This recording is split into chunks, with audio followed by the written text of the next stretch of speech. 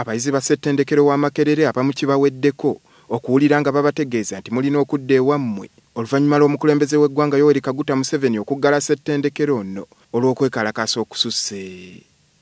Ng'era Omuganda bw'agamba nti agatatya mukama waago tegawangaala, ne poliisi yasitukiddemu okufulumya abayizi bonna ku ssettendekero ono okudda ewaabwe ng'ekiragiro ky'omukulembeze bwe kigamba.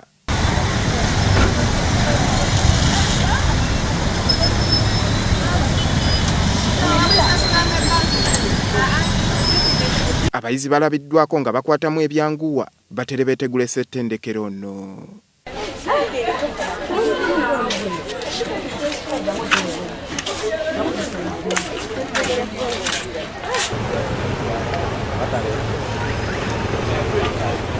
Abayizi abamu bambi balabiddwa nga bakonkomadde n'ebintu byabwe ku wankakyayingira ssettendekero ono nga bibasobedde nti baweereddwa akaseera katono ate nga tebalina nsimbi za kubatambuza.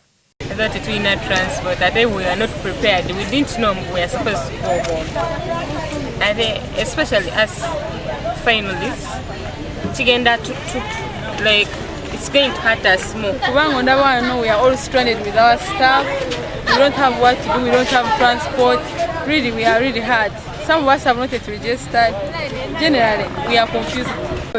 Tubadde tuli mu bitabo kati nga tuli mu bitabo tuli mu kusoma semesita ekyali wakati twetegekera bibuuzo kati okutugamba mu university bagigaddewo kitukosezza nnyo. Sorry? I don't know when we are coming back, but they have said we have to go home. Early in the morning the police was inside, so they were packing, they told us to pack everything. Wano omwogezi wa poliisi Andrew Felix Kaweesi wategeereza abo bonna abatalina waakulaga bagende ku poliisi ate abava mu nsi endala buli omu agende ku kitebe ky'ensi ye eyo gy'anaafunira obuyambi. So the status of international students is that all of them should approach their respective embassies and high commissions to make arrangements for their travel back to their respective countries.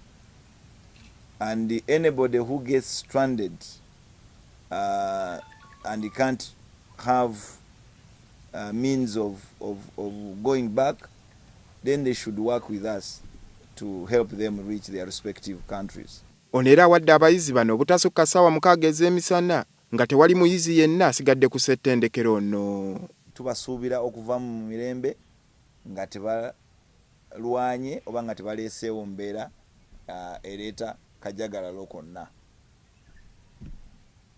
Era tusuubira nti buli mwana yenna ali wano ku university oba muyizi oba mukulembeze nga naye muyizi oba asoma masomo ag'ewaggulu nga ali ku ddaala lya waggulu oba amasomo agabatwala ebweru wa university eno nga bali e Kabanyolo abali e Mulago bonna bagwa mu ttuluba lino ery'abasomera ne Makerere.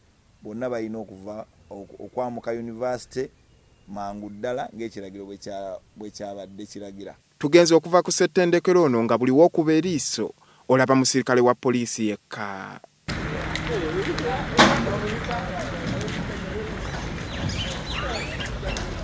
Ate yakulira akakiiko k'abaaliko abayizi n'abakozi ku ssettendekero ono Dr. Tango Odoyi avumiridde ekyabasomesa okwekalakaasa ku nsonga ye gy'agamba nti ntono nnyo etuusizza n'okuggazaawo ssettendekero ono. Allowance is negotiated. I was part of the team that negotiated for incentive, and we brought it as a stopgap measure that when salary is improved, the incentive is withdrawn.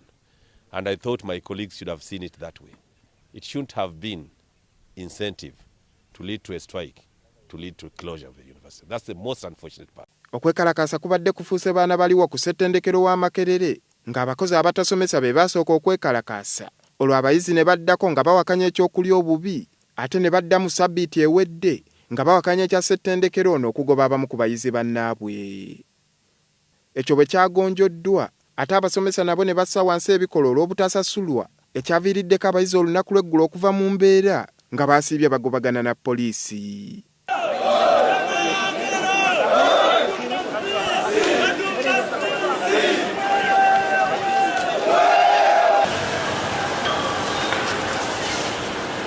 Kuno omukulembeze w'eggwanga kwe yasinzidde okuggala yunivasite eno ebbanga eritali ggere. Andrew Kagwa, WBS